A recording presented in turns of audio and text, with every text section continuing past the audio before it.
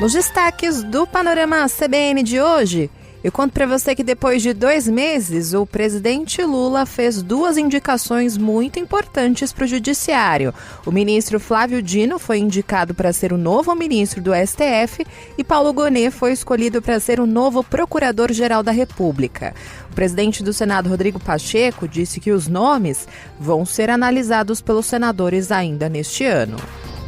No meio ambiente, a Agência Oceânica e Atmosférica dos Estados Unidos divulgou um relatório que mostra que as águas do Oceano Pacífico atingiram o maior patamar de aquecimento desde 2016.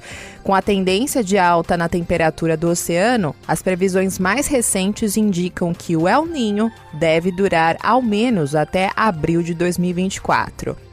E no noticiário internacional, Israel e Hamas decidiram estender a trégua na guerra por mais 2 dias.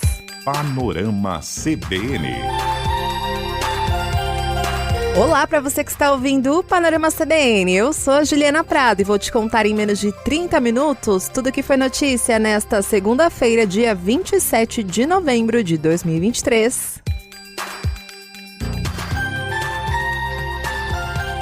Segundona começou agitada em Brasília. O presidente Lula definiu hoje, depois de 2 meses, 2 indicações que estavam abertas para o judiciário, muito importantes, que ele precisava fazer em algum momento. E nesta segunda-feira, oficialmente, ele escolheu o ministro da Justiça, Flávio Dino, para ser o novo ministro do Supremo Tribunal Federal, na vaga que foi deixada pela ministra aposentada Rosa Weber.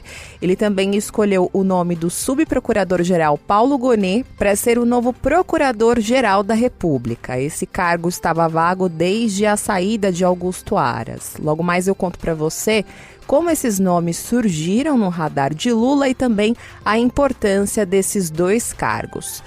Logo mais eu conto para você todos os detalhes, porque antes preciso atualizar você como os escolhidos reagiram a essas indicações. O Flávio Dino disse o seguinte nas redes sociais, abre aspas, presidente Lula me honra imensamente com a indicação para ministro do STF. Agradeço mais essa prova de reconhecimento profissional e confiança na minha dedicação à nossa nação.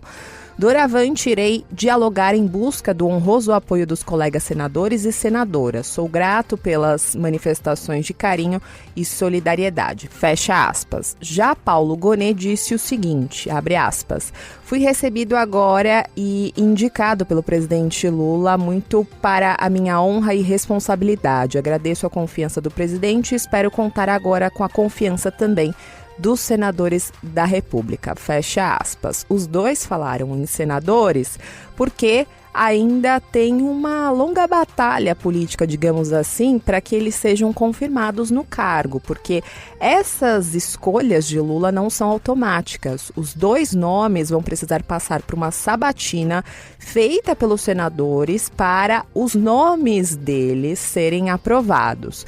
Mesmo com o recesso do final do ano chegando aí, o presidente do Senado, Rodrigo Pacheco, disse que os senadores vão fazer um esforço concentrado, ou seja, eles vão trabalhar a mais para aprovar esses 2 nomes ainda neste ano. Vamos ter que fazer um esforço concentrado para poder fazer a apreciação de todas essas autoridades até o final do ano e, naturalmente, incluindo o PGR e o Supremo Tribunal Federal, de modo que nesse instante ficará a cargo das comissões do Senado em relação a todas essas indicações, o timing para poder realizar sabatinas. Estabelecemos um esforço concentrado entre os dias 12 e 15 desse mês de dezembro para a presença física dos senadores, considerando que essa apreciação se dá por voto secreto. Durante a programação da CBN, nossos comentaristas falaram, é claro, sobre essas 2 escolhas muito importantes. E a nossa comentarista de política e colunista do jornal Valor Econômico, Maria Cristina Fernandes, falou que o ministro Flávio Dino vai ter um pouco de dificuldade para convencer alguns senadores durante essa sabatina. Ainda enfrentará a chamada bancada bolsonarista no Senado, que não é pequena, em função de toda a exposição que o Dino tem no enfrentamento da delinquência bolsonarista desde o 8 de janeiro. A negociação para a aprovação do Dino no Senado, digamos, é um subproduto, ela vinha ali sendo colocada em banho-maria por conta dessa dificuldade de aprovação. Isso vale muito mais para a escolha do Dino do que para a escolha do Gonê. O Paulo Gonê é o nome que passa mais facilmente pelo Senado porque é um procurador, é um subprocurador da República de perfil conservador.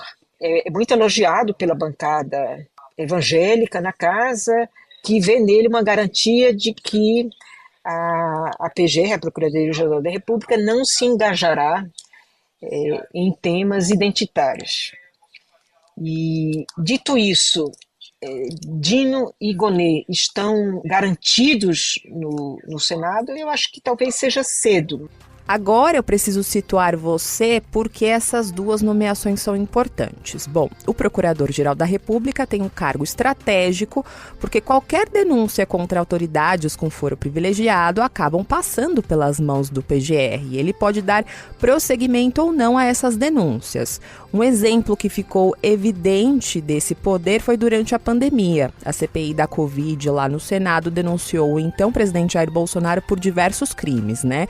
Mas as denúncias ficaram trancadas na gaveta do ex-procurador-geral da República, Augusto Aras, por isso que elas não foram para a frente. Sobre o cargo de ministro do STF, é um pouco óbvio, mas não custa nada lembrar que é uma posição muito importante, porque é o cargo mais alto do judiciário. E há alguns julgamentos que estão em andamento no STF que interessam o governo, então escolher um perfil mais alinhado à atual política é muito estratégico. Apesar de Lula ter sido pressionado por vários setores da sociedade para escolher o nome de uma mulher e negra para qualquer uma das vagas, Lula escolheu esses dois nomes porque ambos agradam alguns ministros do STF, como Alexandre de Moraes e Gilmar Mendes. Inclusive, o ministro Alexandre de Moraes deixou isso muito claro após as indicações. O Brasil foi contemplado por duas grandes indicações, dois grandes juristas competentes, dois grandes e sérios homens públicos, o professor Paulo Gonê para a Procuradoria-Geral da República e o ministro Flávio Dino para o Supremo Tribunal Federal. Eu tenho certeza que, uma vez aprovados pelo Senado Federal, ambos fortalecerão o nosso Estado democrático de direito. Quem também aprovou o nome dos dois foi o presidente do Supremo Tribunal Federal, o ministro Luiz Roberto Barroso. Um ex-juiz, o ministro Flávio Dino foi um juiz federal, um juiz de qualidade, foi secretário-geral do Conselho Nacional de Justiça, foi um governador do Maranhão bem avaliado. Portanto, acho que é uma pessoa que viveu, eu diria, no mundo do judiciário, no mundo do legislativo e no mundo do executivo. Ele é senador eleito. Pode que vejo todas as qualificações do ministro Flávio Dino. Para serem escolhidos para as duas vagas, há vários critérios, como, por exemplo, notório saber jurídico. E antes de ser político, Flávio Dino foi juiz federal, mas ele deixou a magistratura em 2006, quando concorreu e foi eleito a deputado federal. Depois ele foi presidente da Embratur durante o governo Dilma, também se candidatou ao governo do Maranhão, foi governador por 2 mandatos e foi eleito recentemente para o Senado em 2022, antes de ser nomeado como ministro da Justiça do governo Lula. Se aprovado, Flávio Dino, que tem 55 anos de idade, vai poder ficar no STF por 2 décadas, porque a aposentadoria por lá ocorre aos 75 anos, isso se ele não quiser sair antes.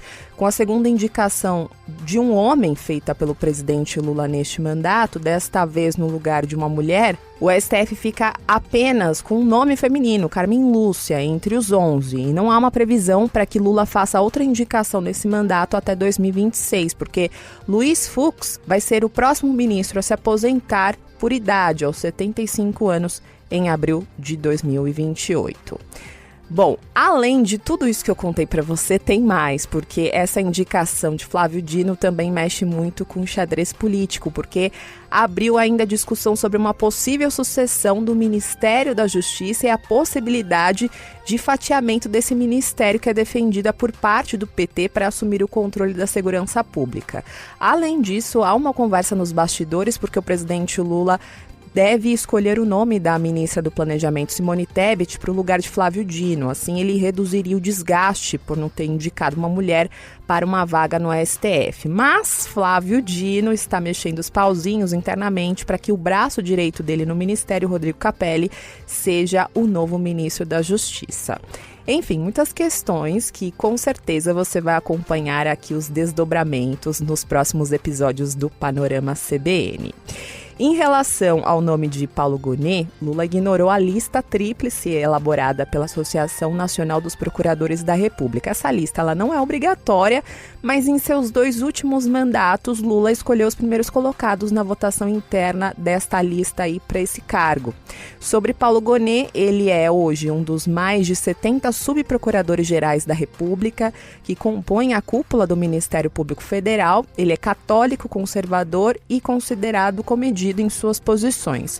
Gonet atua desde julho de 2021 como vice-procurador-geral eleitoral, ou seja, ele representa o Ministério Público Eleitoral nos processos que estão em andamento lá no Tribunal Superior Eleitoral. Inclusive, nessa função, ele assinou o parecer que defendeu tornar o ex-presidente Jair Bolsonaro inelegível, naquela ação em que o político foi acusado de abuso de poder político e econômico durante as eleições do ano passado.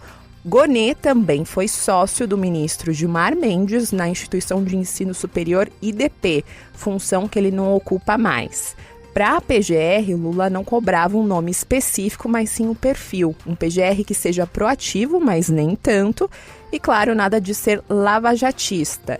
E se agradasse o Senado, seria melhor ainda. Então foi por isso que ele indicou Paulo Gonet. Agora eu vou fazer uma pausa no noticiário para contar para você um recado do patrocinador deste podcast. Em nosso ensolarado Brasil, a energia solar já é a segunda maior fonte da matriz elétrica do Brasil, superando a eólica recentemente e ficando atrás apenas das hidrelétricas. Os dados são da Associação Brasileira de Energia Solar Fotovoltaica. Diante disso, o uso de placas solares em residências e empresas vem crescendo ao longo dos anos no país. E em termos de capacidade de geração, somando as usinas de grande porte e os sistemas de geração própria de energia solar, já temos quase a mesma potência instalada da usina hidrelétrica de Itaipu, que é a maior do Brasil e a segunda maior do planeta. E o Banco BV, um dos maiores bancos privados do Brasil, é líder em financiamento de placas solares e oferece linhas de crédito para instalação de painéis solares para sua casa e negócios que são sujeitas à análise. Conheça mais em bv.com.br ou siga o banco também nas redes sociais no @BancoBV. Voltando ao noticiário, eu vou levar você lá para o Rio de Janeiro, porque a Prefeitura anunciou hoje medidas para tentar minimizar os efeitos das ondas de calor dos próximos meses. Medidas como estas são muito importantes, porque as mudanças climáticas, como você já percebeu, estão aí e vieram com força. E como a cidade do Rio de Janeiro é turística, essa iniciativa é ainda mais importante. E segundo o plano estratégico que foi anunciado hoje, mais de 100 pontos de hidratação espalhados pela cidade do Rio prometem amenizar os efeitos dessas ondas de calor extremo. A medida é uma resposta aos episódios de calor intenso que resultaram em centenas de atendimentos médicos na última semana. E segundo o secretário municipal de saúde, Daniel Sorans, os pontos já estão funcionando e em locais como clínicas da família e centros de saúde. Nesses pontos de hidratação, a gente vai fazer hidratação oral, mas também vai fazer hidratação venosa. Eles são essenciais para algum caso de crise, para atender as pessoas que precisam de um atendimento imediato. Também a gente está prevendo distribuição de água e bebidas isotônicas nos dias de maior calor para a população de rua. Uma série de protocolos para que a gente possa, de fato, definir quais são as nossas regras para cada tipo de temperatura. Em meio à onda de calor que provocou atendimentos médicos de fãs da cantora Taylor Swift e até a morte de uma delas após a exposição ao calor intenso, A Prefeitura decidiu também estabelecer um novo grupo de trabalho para planejar e monitorar eventos levando em consideração as condições climáticas. Além disso, o foco das medidas também abrange ações a longo prazo, como o plantio de novas árvores com uso de drones, que são capazes de semear até 100 mil sementes em apenas 5 horas. A secretária de Meio Ambiente, Tainá de Paula, também falou sobre a importância das hortas comunitárias no controle da temperatura. A utilização de drones, principalmente nas zonas norte e oeste, porque são as nossas áreas com maior passivo de cobertura vegetal, mirando maiores áreas, né? Serra da Posse e a Serra de Paciência em Uaíba, como os nossos 3 pontos focais. Uma outra solução mais rápida, né, é a implantação de hortas urbanas, que funcionam nos 2 eixos, no enfrentamento à pobreza, garantindo soberania alimentar, mas também garantindo a cobertura vegetal e áreas com menores temperaturas na cidade. As medidas que foram anunciadas hoje levam em consideração ainda a probabilidade de que o fenômeno El Niño, que ainda vai atingir o seu pico, seja um dos mais severos da história, provocando temperaturas acima da média. Inclusive, aproveitando que eu estou falando desse assunto, a Agência Oceânica e Atmosférica dos Estados Unidos divulgou nesta segunda-feira um relatório que mostra que as águas do Oceano Pacífico atingiram o maior patamar de aquecimento desde 2016. Essa publicação aí monitora semanalmente a evolução do El Niño. Só para te situar, o fenômeno El Niño é caracterizado pelo aquecimento maior ou igual a 0,5 grau Celsius das águas do Oceano Pacífico, e o El Niño acontece com frequência a cada 2 a 7 anos. E a duração média de 12 meses, gerando um impacto direto no aumento da temperatura global. O relatório divulgado hoje aponta que o El Niño registrou, por enquanto, uma alta de 2,1 graus Celsius. No El Niño de 2015 e 2016, que foi a última vez que o fenômeno aconteceu de forma intensa, foi registrado um pico de 2,6 graus de aquecimento. Mas lembrando que os dados que eu contei para você hoje ainda não terminaram de ser computados, ou seja, a temperatura pode aumentar sim. Alguns especialistas consideram o Super El Niño quando há um aquecimento de mais de 2 graus nas águas do Oceano Pacífico, enquanto outros entendem que essa categoria valeria para valores superiores a 2,5 graus de alta na temperatura. Mas, segundo a Ana Lúcia Froning, que é uma meteorologista e sócia fundadora do Climate Change Channel, esse El Niño ele pode ser sim considerado um super El Niño, porque, segundo ela, é o mais forte já registrado por medidas de satélite desde 1982. E além das altas temperaturas do oceano, as imagens, segundo ela, nunca mostraram uma região tão larga que foi atingida pelo fenômeno. E com a tendência de alta na temperatura do oceano, as previsões mais recentes indicam que El Niño deve durar ao menos até abril de 2024. Ou seja, vamos passar muito calor daqui para frente. Mudando completamente de assunto, eu vou levar você lá para o Judiciário, porque o ministro do Supremo Tribunal Federal, André Mendonça, pediu vista, ou seja, pediu mais tempo para analisar o julgamento da solicitação do governo federal para regularizar o pagamento de precatórios, que são aquelas dívidas vencidas da União, que são reconhecidas em sentenças judiciais contra as quais não cabe mais recurso. O Ministério da Fazenda quer alterar as regras para quitar parte da dívida ainda neste ano. Segundo o Ministério, a ideia é abrir um crédito extra para bancar 95 bilhões de reais. E com a suspensão do julgamento, agora o ministro tem até 90 dias para analisar esse caso. O julgamento tinha começado no plenário virtual de madrugada e teria de ser concluído até a noite de hoje.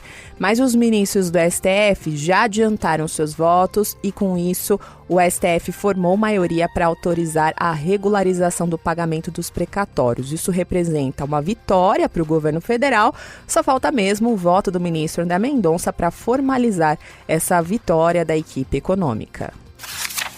Atenção para você que é de São Paulo, porque o governo paulista determinou ponto facultativo em todos os serviços públicos estaduais da capital paulista amanhã, ou seja, terça-feira, por causa da paralisação que está prevista por sindicatos de trabalhadores do metrô, da Companhia Paulista de Trens Metropolitanos e da Sabesp, que é a Companhia de Saneamento Básico do Estado. Essa medida garante a remarcação de consultas e exames que estavam agendados para essa data da greve nos postos postos de saúde, assim como outros serviços. Por causa dessa greve que deve acontecer amanhã, o governo paulista adiou a primeira edição do Provão Paulista. As provas foram reagendadas para o dia 29 deste mês. Mais de 1.200.000 estudantes inscritos nessa prova foram impactados. Na economia, a Americanas anunciou hoje que conseguiu um apoio de parte de seus credores para o plano de recuperação judicial da empresa, abrindo aí um caminho para sua aprovação na próxima Assembleia de Credores, que está marcada para o dia 19 de dezembro. O plano da empresa inclui uma ajuda financeira de 24 bilhões de reais, dividido em duas fatias. Os acionistas de referência da Americanas, o trio de bilionários Jorge Paulo Lemann, Carlos Alberto Sicupira e Marcel Telles, vão colocar 12 bilhões de reais na empresa para fortalecer a Americanas. Outros 12 bilhões vão ser adicionados pelos próprios credores por meio de uma conversão de dívidas em ações. Em nota, a Americanas afirmou que o grupo de credores apoiadores representa mais de 35% de sua dívida, que beira a casa dos 50 bilhões de reais. A Americanas informou que espera ampliar o grupo de apoio para mais de 50% até a data da Assembleia. Lembrando para você que a Americanas entrou com pedido de recuperação judicial em janeiro de 2023, mas esse plano ainda precisa passar pela aprovação dos credores para começar a valer. Os credores são pessoas ou empresas que a Americanas deve. E esse acordo anunciado hoje é muito importante porque garante que parte relevante dos credores manifestou apoio e concordaram em dar suporte e a votarem favoravelmente ao plano de recuperação judicial. Isso importa porque os credores têm poder de voto ao tamanho da dívida. Depois desse anúncio, o mercado financeiro reagiu positivamente. As ações das Americanas subiram e isso puxou o resultado positivo da Bolsa de Valores de São Paulo, que fechou o dia de hoje em alta de 0,07% aos 125.610 pontos. No mercado de câmbio, o dólar comercial fechou o dia também em alta de 0,03%, cotado a R$ 4,900. Já o euro encerrou o dia de hoje em alta de 0,13%, cotado a R$ 5,368.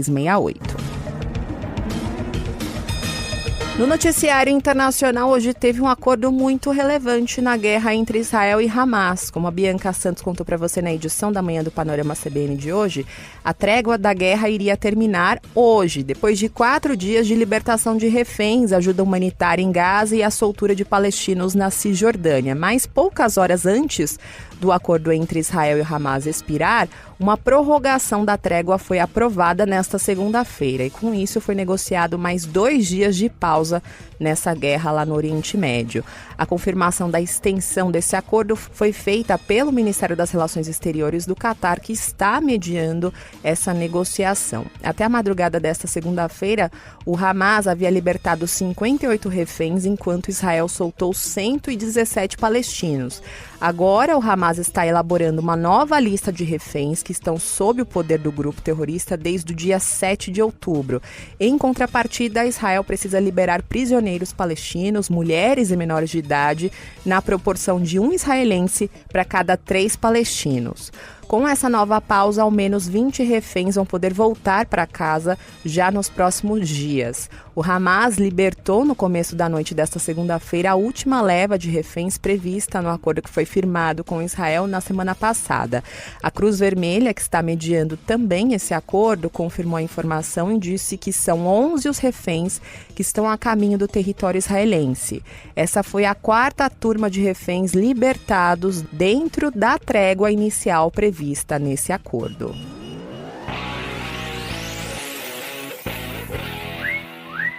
No esporte, a Justiça do Rio de Janeiro determinou o afastamento de 3 torcidas organizadas do Santos de eventos esportivos por 45 dias.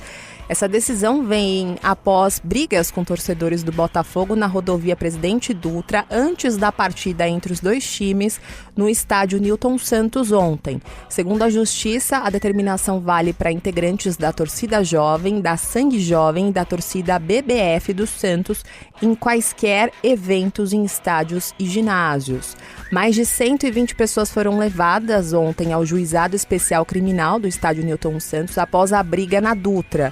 Elas foram atuadas por dano e disparo de arma de fogo e em seguida foram liberadas. Segundo a Polícia Militar, a confusão começou quando cerca de 100 torcedores da Fúria Jovem do Botafogo arremessaram pedras na direção do ônibus da torcida do Santos que estavam sendo escoltados até o Engenhão. Uma viatura da PM foi atingida e houve troca de tiros, mas a viagem seguiu. Mais à frente houve um novo ataque e torcedores do Santos desceram dos ônibus e as agressões começaram. A Via Dutra chegou a ter a pista central e lateral interditadas por causa dessa confusão. Vídeos publicados nas redes sociais mostram torcedores com pedaços de madeira nas mãos e até destruindo um carro que estava no local. Em outras imagens é possível ver veículos voltando na contramão e a Polícia Rodoviária Federal e a Força Nacional foram acionadas para atuar nesta briga. Após a confusão, já na escolta para o Juizado Especial Criminal no Engenhão, o motorista do ônibus da torcida do Santos perdeu o controle da direção e bateu na traseira de uma viatura da Polícia Militar. 2 agentes ficaram feridos, foram socorridos e passam bem.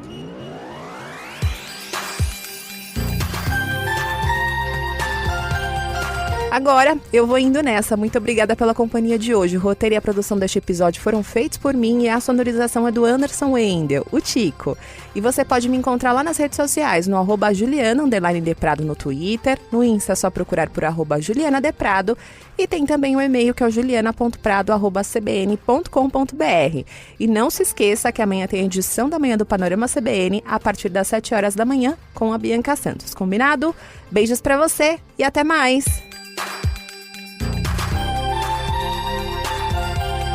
Panorama CBN. As principais notícias do dia em menos de meia hora.